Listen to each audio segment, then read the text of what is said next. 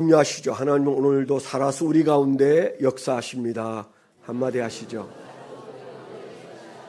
네.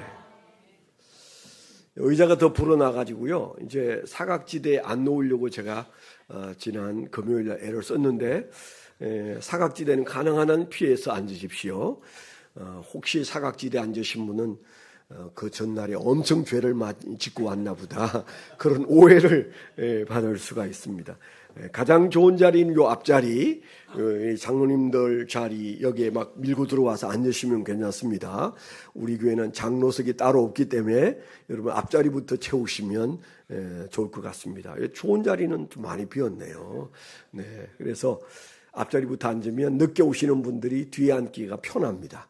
그래서 벌써 자리가 차버려서 걱정은 좀 되는데, 그래도 여러분 좁혀 앉으면, 그 네 분 앉은 자리가 네 분 자리가 아닙니다. 그 장의자 만드는 회사에서는 5명 자리로 만들었어요. 5명까지 앉으란 말은 못하겠고요. 딱 채우시되 앞에서부터 채우시면 좋을 것 같습니다. 어젯밤에 큰 전쟁을 치루었어요. 그래서 오늘 예배 시간에 조금 졸아도 제가 이해하겠습니다. 저도 어제 좋은 목사는 이럴 때 텔레비 끄고 기도하든지 자든지 설교 준비를 더 하든지 그래야 되는데, 그러면서도 저는 좋은 목사 되기를 포기하고 텔레비 앞에 앉아서 11시까지 텔레비를 봤습니다. 그러다가 이제 전반전 끝나서 제가 이제 물 먹으러 나와서 보니까 우리 앞동에 한 집만 불이 꺼지고 불이 다 켜져 있더라고요. 저 양반들도 다 텔레비 보고 있구나, 그런 생각을 했습니다. 요르단 정도야 저건 안 봐도 돼, 이런 마음이 들었었는데, 그래서 한 골을 손흥민이가 잘 넣었는데, 그 다음에 연달아 2골을 전반전에서 먹는 바람에 1대2가 된 예감이 좋지 않았어요. 이러다 일본처럼 우리도 망하는 거 아니야? 이제 이런 생각이 들어서 도저히 텔레비를 끌 수가 없었어요. 그래서 그것을 아주 긴장하면서 보다가 11시가 됐고요. 그 흥분이 가시지 않더라고요. 잠을 청하려고 해도 잠이 안 오는 그런 밤이었습니다. 그래서 여러분 중에 혹시 평소보다 늦게 자서 졸리는 분들은 제가 오늘은 좀 이해를 하도록 그렇게 하겠습니다. 네. 제가 보면서 느낀 거예요. 참, 어디에도 전쟁이다. 사람 살아가는데 전쟁이 아닌 곳이 없구나, 이런 마음이 들고요. 그 간단하게 그냥 보든 안 보든 결과는 정해져 있다, 이렇게 생각했던 그 요르단을 못 이겨서요. 요르단에서 근무를 하고 오신 분도 계시잖아요. 가보면 그냥 이렇게 눈 아래로 내려다 보여요. 그 수도가 암만인데 암만해도 우리에게는 안 된다, 이런 생각. 아주 그런 나라예요. 참 보면 불쌍한 나라인데 절절 매는데요. 손흥민이 있고, 그 다음에 이강인이 있고, 그 다음에 김민재인가, 그 셋이만 뛰어도 저 11명은 이긴다 생각했는데, 절절 매는 것을 보면서 정말 마음속에 이게 전쟁이다, 쉽게 되는 일은 아무것도 없구나, 그러면서 갑자기 제 마음속에 그래, 인생살이가 그런 거다, 쉬운 게 뭐가 있지, 그런 마음이 들면서 굉장히 제 마음을 좀 이제 흥분되게 만들고 어렵게 만들었던 순간이 어젯밤의 얘기입니다. 오늘 얘기도 그런 얘기예요. 성경에 보면 쉽게 되는 게 아무것도 없잖아요. 이스라엘이 어느 날 갑자기 가뭄이 오기 시작했는데 3년 동안 비가 안 내렸어요. 그 나라는요, 사실은 이렇게 샘이 터지고 이런 것은 몇 군데 없습니다. 우리는 어디든 파면 샘이 나오는데, 그 나라는 오아시스라고 해서 샘이 나오는 곳이 딱 정해져 있습니다. 수천 년 전부터 그곳에만 물이 나오고 물이 안 나오죠. 그런데 이제 비가 와서 그저 겨우 적셔주는 그런 것으로 살아가는 나라에 비가 오지 않는다? 이건 보통 심각한 일이 아니에요. 석 달만 안 와도 우리도 힘들다는데, 그 나라에 3년 동안 비가 오지 않았습니다. 가뭄이 왔습니다. 그래서 온 나라의 백성들이 물을 찾아 움직이고, 그리고 아방이 그 당시에 그 나라를 통치하고 있었는데, 그 왕도 물을 찾아 헤매고 다닐 정도로 어려운 시절을 그들이 맞이했어요. 얼마나 힘들었겠어요. 그런데 그때 그 아방의 부인은 어떤 사람입니까? 흔히 우리가 말하는 시돈 사람인데, 페니키아 왕의 딸이 정략적으로 결혼을 해서 이제 그 북왕국에 시집을 왔는데, 이 사람은 그 자기 나라가 섬기는 바알신을 아예 모시고 왔어요. 그리고 그 사제들도 데리고 오고, 그래서 아예 많은 그 아세라 신을 섬기고 바알 신을 섬기는 선지자들을 데리고 그 나라에 시집을 와서 온통 나라를 이방 신을 섬기는 나라로 만들어 버렸어요. 그런 나라에서 이제 아합 왕이 이게 나라가 망하기로 했으니까 누군가 좀 덮어 씌울 사람이 있어야 되는데, 그 사람을 찾았는데 그가 누구였습니까? 엘리야였어요. 엘리야. 저 엘리야 때문에 비가 안 오는 것 같아. 그렇게 생각하고 그렇게 말하고, 그리고 백성들에게 그에 대한 미움을 자꾸 종용하고, 그래서 정치가는 항상 그렇지 않습니까? 누구 때문이야. 그래서 이제 엘리야를 잡아 죽이려고 찾아다니고 그러면서 아주 복잡한 세상이 됐습니다. 과연 그러면 엘리야 때문에 그 나라에 가뭄이 왔을까요?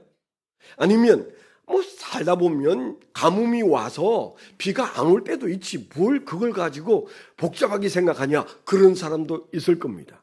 근데 사람이 3년 동안 비를 못 만나고 물을 구하기 어려워지면 그 원인을 생각하게 되어 있는데, 아합 왕은 엘리야 때문이라고 생각했어요. 여러분은 어떻게 생각하세요? 비가 안 오는 것이 그냥 비가 안 올 수 있다고 생각하십니까? 사실은 비가 안 와서 고통스러운데 그 고통의 뒤에는 이유가 있다, 그렇게 생각하십니까? 믿는 사람들은 다 알아요. 그 비가 안 오는 3년 동안 비가 안 온 이유는 하나님이 비를 막아서 안 오는데, 그런 생각하고 계시죠? 맞습니다. 그 사랑하는 이스라엘 백성들의 인생살이에 큰 고통이 찾아온 배경을 보니까 다른 분이 아닌 하나님이 비를 안 주셔요. 그런데 그 백성들은 하나님이 우리에게 무슨 이유 때문에 비를 주시지 않는다, 그렇게 생각하기보다는 다른 데서 이유를 찾습니다. 우리가 예수를 믿고 살아가는 때에도 조심해야 될 게 그런 거예요. 우리 인생에 예수 믿기 전에는 운명의 장난이다, 그렇게 생각할 수 있습니다. 그래야 편하니까요. 세상이 살기가 어렵다, 저 대통령이 그래서 그렇고, 그리고 뭔가 이 세상에 이런저런 사람들이 문제를 일으켜서 그렇다, 이렇게 보려고 합니다. 그런데 예수쟁이는 생각이 어디부터 출발해야 돼요? 하나님이 지금 우리에게 비를 내리지 않아서 우리에게 이 가뭄이 오지는 않았는가, 그렇게 물어야 합니다. 근데 이스라엘 백성들은 그렇게 묻지 않았어요. 딱 한 사람, 엘리야만, 이 비가 멈춘 것은 하나님 때문이고, 하나님이 그렇게 하신 이유는 그 백성들의 삶이 하나님으로부터 떠나 있기 때문에 하나님께서 그들에게 시련을 주셨다, 징계를 주셨다. 사랑하기 때문에 그들을 돌이키기 위하여, 그들이 돌아설 때까지 하나님은 그들의 고통을 쳐다보면서 함께 안타까워하지만 깨닫기를 기다리고 계시다, 이렇게 생각해야 되는 거 아니에요? 그런데 그렇게 생각하는 사람은 엘리야밖에 없었습니다. 모든 백성은 그냥 이 가뭄과 자기들의 지금 현재 고통이 어디에서 왔는지 그들은 표피적으로만 이해하게 됐어요. 여러분, 우리가 예수 믿으면서 조심하셔야 돼요. 내 인생의 문제 안 그럴 수 있습니다. 그러나 내 삶이 곤고해지고 우울해지고 힘들어질 때마다 제일 먼저 우리가 검색해 봐야 할 것은, 하나님이 지금 나에게 가뭄을 주신 것은 아닌가.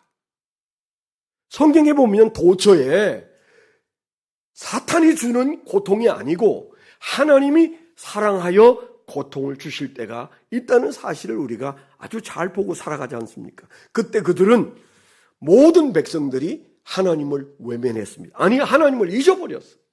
아니, 어떻게 이스라엘 백성들이 하나님을 잊을 수 있는가? 네, 잊을 수 있습니다. 성경에 나와 있는 많은 얘기를 보면 참 기가 딱 막힐 정도로 그들은 깨끗이 하나님을 잊어버리고 살아요. 우리가 그렇게 살았던 흔적은 없었는지, 지금 나는 여기에 와서 앉아있지만 내 마음은 하나님과 아무 상관없이 살고 있는 것은 아닌지, 하나님의 진노가 내 문턱에 와 있는 것은 아닌지 우리 자신을 돌아보는 영적 지혜가 있기를 축원합니다. 우리가 눈으로 보여지는 세상도 있지만은 의사가 들여다보는 우리의 정신세계도 있지만 그러나 영적 세계도 함께 있다는 사실을 늘 기억하고 살아야 합니다. 그때 그들은 그런 생각을 하지 않았어요. 왜 그랬습니까? 이방신을 섬기는 그런 종교 행위가 꽤 그들에게 즐거움을 주었어요. 하나님은 침묵하시는데, 보이지도 않는데, 기도해도 응답하시지 않는데, 근데 이방신에게는 항상 해답이 있어요.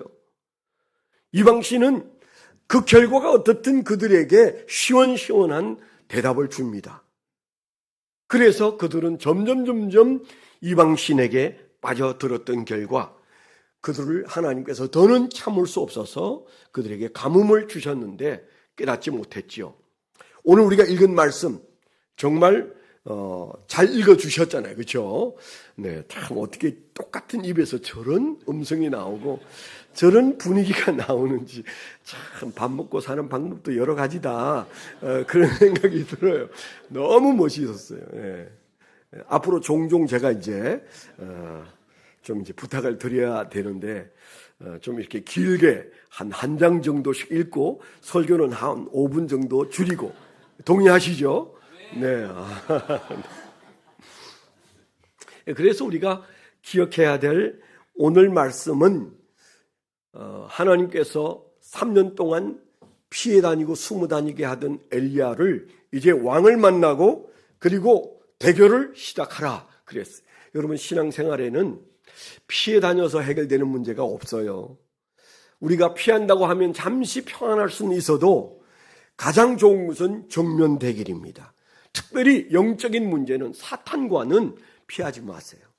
인간관계도 여러분 피해서 해결될 일도 있지만은 그냥 무릎 꿇어야 해결될 때가 제일 많은데 엘리야가 이제 대결을 시작하는데 그 대결이 엄청납니다. 850명을 불러 모으시오. 왕에게 그렇게 얘기했어요. 그 누굽니까? 그 이방신을 섬기는 선지자들 850명, 바알신을 섬기는 자 450명, 아세라신을 섬기는 자 400명에서 850명과 내가 대결하겠습니다. 누가 믿는 하나님이 참 하나님인지, 어떤 신이 진정한 신인지 백성과 당신 앞에서 우리가 결판을 내야 할 시간이 왔습니다. 그렇게 말해서 전쟁을 선포했어요. 여러분 생각해 보세요. 아방이 들었을 때 자기가 믿는 바알신 그 신을 섬기는 선지자가 850명이에요. 그런데 어디서 숨어 있다가 나타난 엘리야 한 사람 1대 850. 이건 뭐 해보나 마나 게임이 끝난 거예요. 그래서 850명 대 한 명이 대결을 하겠다는데 누구가 참 신인지 이제 드러내가 하겠다니까 그는 단박에 예스 했습니다. 엘리야를 그냥 앉은 자리에서 벗겨버릴 수 있는 좋은 기회다라고 생각했는데 참 그 엘리야가 인간의 마음으로는 그 일을 하기가 참 어려웠을 건데 성령께서 은혜를 주셨어요.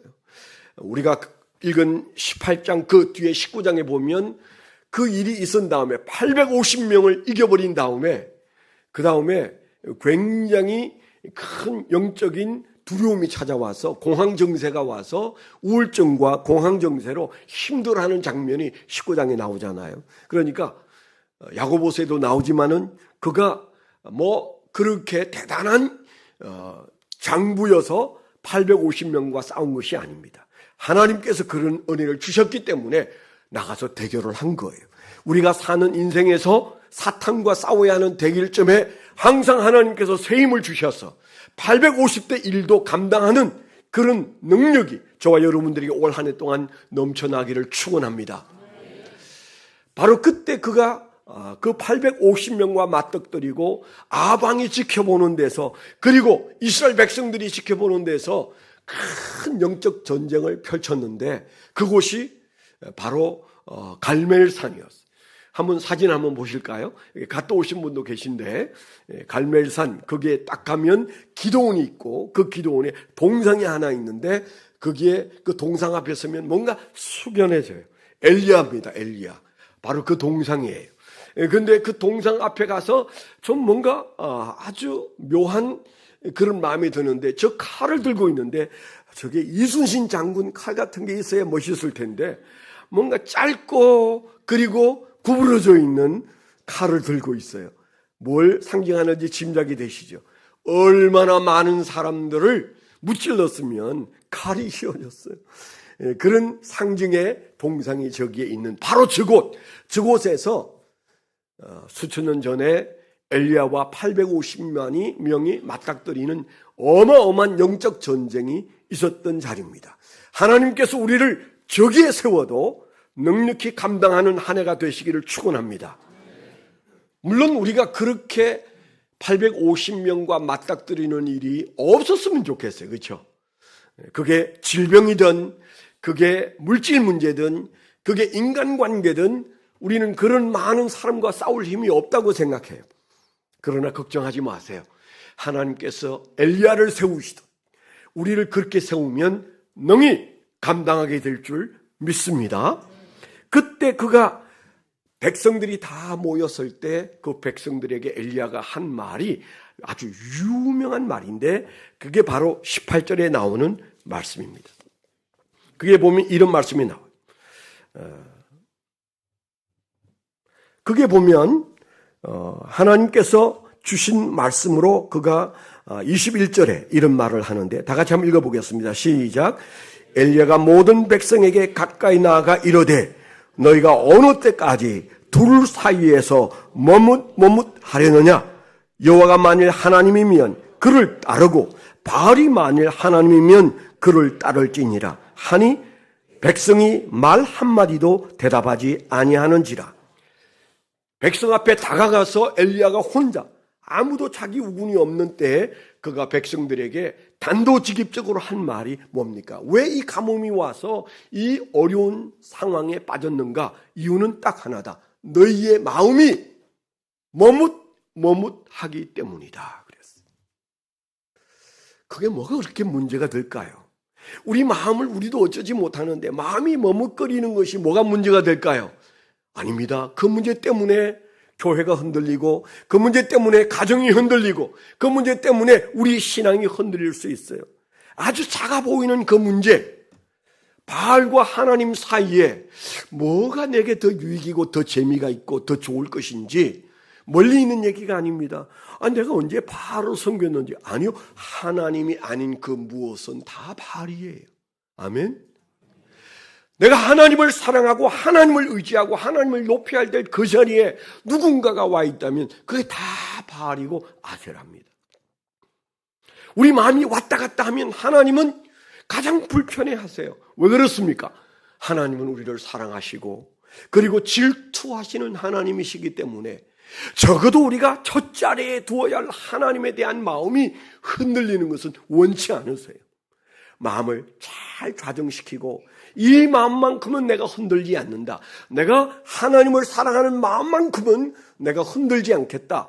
머뭇하지 않겠다. 이 마음을 가지시면 올 한 해 동안 모든 삶에서 하나님 우리에게 평안을 주실 줄 믿습니다.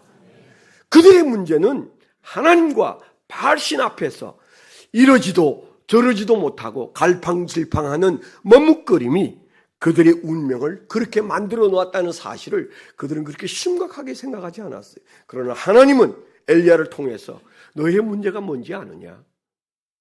게으름을 피운 것도 아니고 이런저런 죄를 지은 때문에 이 문제가 생긴 것도 아니고 가장 중요한 것은 하나님과 바알 사이에 머뭇하는 것 때문이다. 그렇게 말했지만 그들은 그때까지는 한마디도 대답하지 않고 냉소적으로 지켜보고 있었다. 그렇게 얘기했잖아요. 엘리야가 하고 싶은 얘기는 너에게 도대체 누가 하나님이냐? 그렇게 묻는 것입니다. 오늘 우리에게 묻습니다. 너에게 진정으로 누가 하나님이냐? 무엇이 너의 하나님의 자리에 버티고 있는지 돌아보라. 너의 삶에 가뭄이 있다면 그 가뭄은 어디로부터 온 것인지 너희 자신을 돌아보라고 오늘 이 말씀을 우리에게 주신 줄 믿습니다. 우리가 우상과 싸워야 하는데 우상은 멀리 있지 않다라는 사실, 우리가 머뭇거리는 그 자리에 우상이 버티고 있을 수 있다는 사실을 기억해야 합니다. 그래서 우리가 올 하루 동안 싸우는 싸움은 먹고 사는 문제도 싸움이고, 그리고 직장 생활도 싸움이고, 자녀 교육도 싸움이에요. 쉬운 게 하나도 없어요.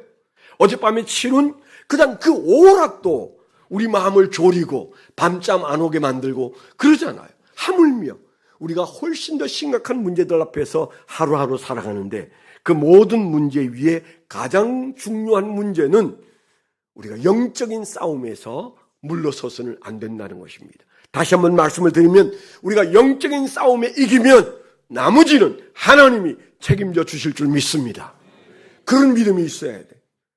그것을 깨우치기 위하여 하나님은 엘리야를 보내셔서 이제 그 영적 전투에 임하게 했는데, 아까 우리가 읽은 말씀대로 그림이 그려지듯 잘 이렇게 우리가 들렸잖아요.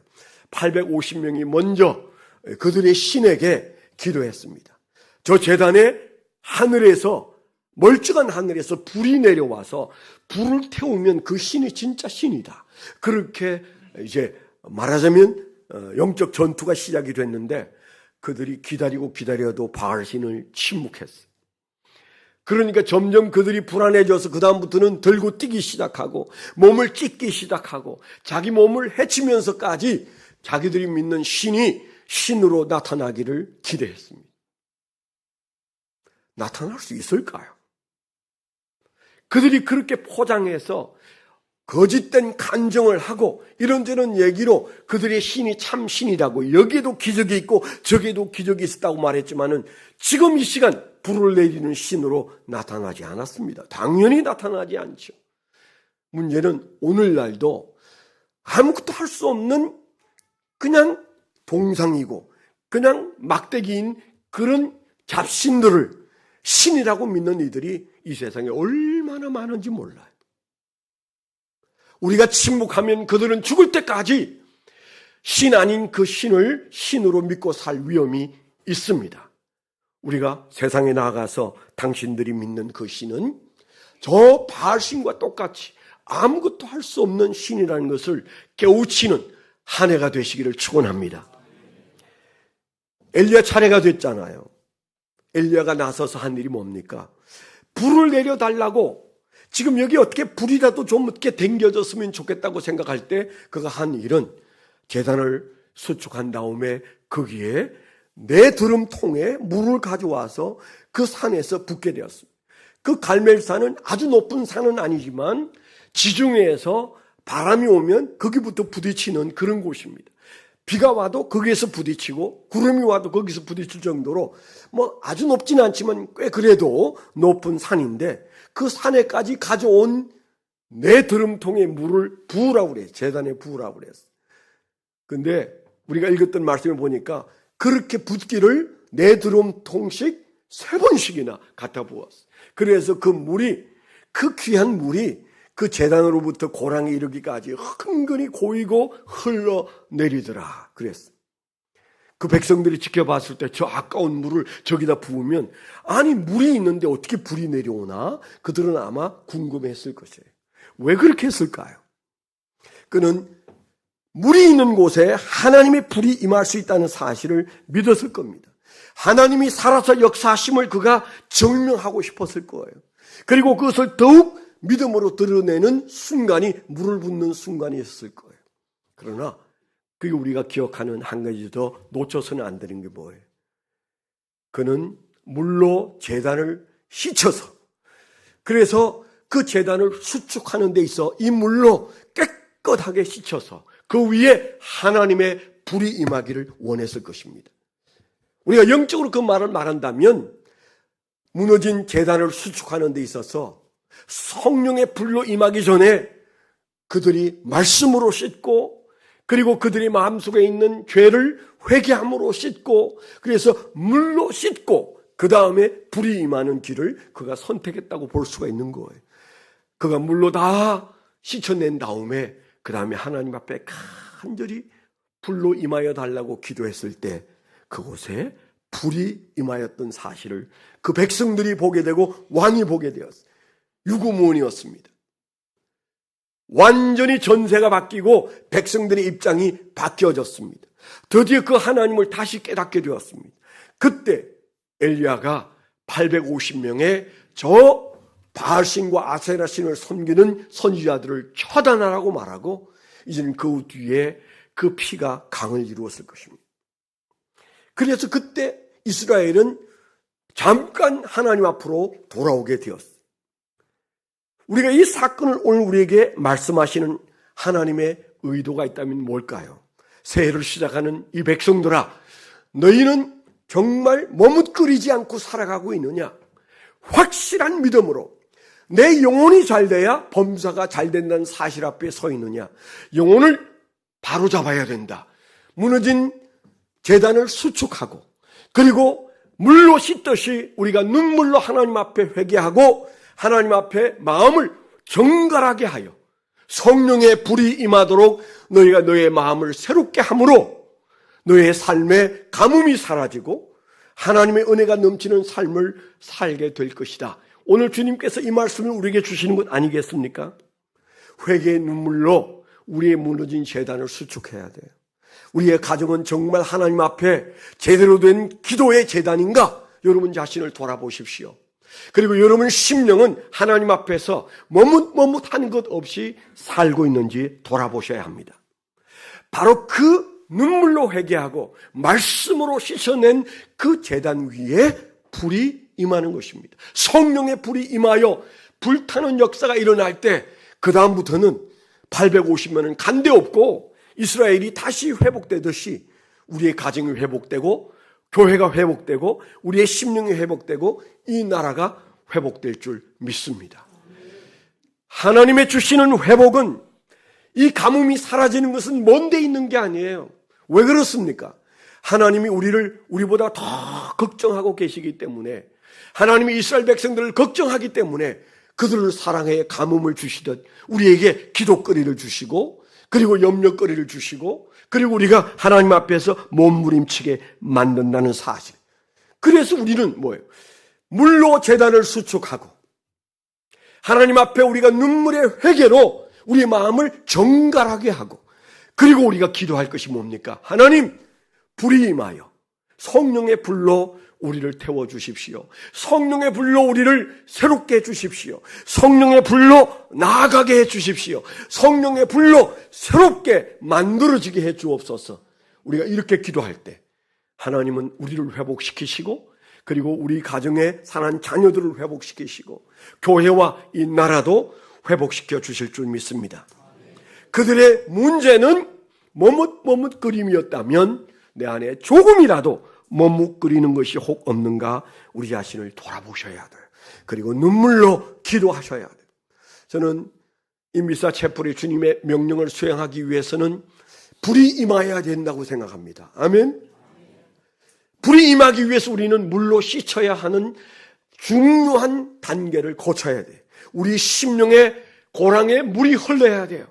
우리의 눈물의 기도로 우리의 영혼이 흥건히 적셔져야 돼요. 그리고 우리가 주님 앞에 성령이여 불로 임하시옵소서. 그래서 내 삶에 성령의 불로 다시 일어서게 해달라고 기도해야 됩니다. 2월 달에 제가 새벽에도 그런 얘기 한 적이 있는데 수요일 날 얘기했나요? 2월 14일이 무슨 날이라고 그랬어요? 사순절의 시작일이라고 그랬어요. 작년은 우리가 정신이 하나 없어가지고 그냥 사순절을 그냥 보냈습니다. 근데 이제 좀 정신이 들지 않습니까? 이제 옛날 하던 짓 해야 되잖아요. 그 이상을 해야 되잖아요. 그래서 올해는 2월 14일부터 사순절 기간 동안 모두 다 금식을 하셔야 됩니다. 금식하면 건강에 문제가 있는 분만 참으세요. 제가 대신 하겠습니다. 그리고 여러분들이 다 적어도 한 번 이상 금식하고, 그리고 제가 지금 기도 중에 있는데 다음 주에 확정을 하겠습니다만 사순절 기념으로 특별 새벽 집회를 40일 할 마음을 먹고 있습니다. 네, 좀 여러분 몸무게가 좀 줄어들겠지요? 근데 그 40일은 목적이 이끄는 삶 40일 기억나십니까? 옛날에 그거 했던 거 기억나시는 분 손으로 보세요. 목적이 이끄는 삶 40일 해봤습니다. 옛날에 손 번쩍 들어봐요. 그래도 반은 되네. 할렐루야. 그때 얼마나 저는 은혜를 많이 받았는지 몰라요. 자꾸 작년부터 하나님께서 그 목적이 이끄는 40일을 자꾸 쳐다보게 하고 꺼내보게 하고 생각나게 하시는 게 이게 아무래도 좀 뭔가 조짐이 이상한데 그런 마음을 가지고 있는데 올해 들어와서 자꾸 그런 마음이 더 들어서 에이 그냥 마음에 끼고 있으면 안 되겠다. 그냥 말해버려야 되겠다. 그런 마음이 주중에 들었어요. 그래서 사순절 기간 동안 우리가 이제 금식 기도도 하고 40일 동안 새벽 집회도 하고 싶습니다. 결단은 제가 결단해야 되니까 다음 주일날 발표는 하겠지만 거의 80%는 마음이 정해졌습니다. 네.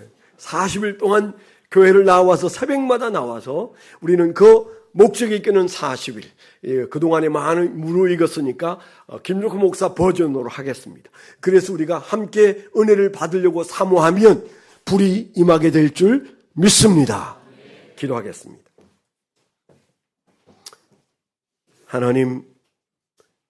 하나님께서 우리를 사랑하고 사랑하셔서 더러 우리의 삶에 흔들고 깨우시고 일깨워 정신 차리라고 말씀하시는 것 미련하고 부족하여 우리가 깨닫지 못할 때가 너무 많았습니다. 주여 우리가 무릎 꿇고 기도하지 않으면 안 될 상황들이 우리 앞에 많이 있는데 주님 저희가 기도가 부족했던 허물을 용서하여 주옵소서. 우리의 눈물의 기도 위에 성령의 임하심을 경험하는 종들이 되게 하여 주시옵소서. 예수 그리스도의 이름으로 감사하며 기도드렸습니다. 아멘. 하나님 앞에 예물 드리면서 우리 찬송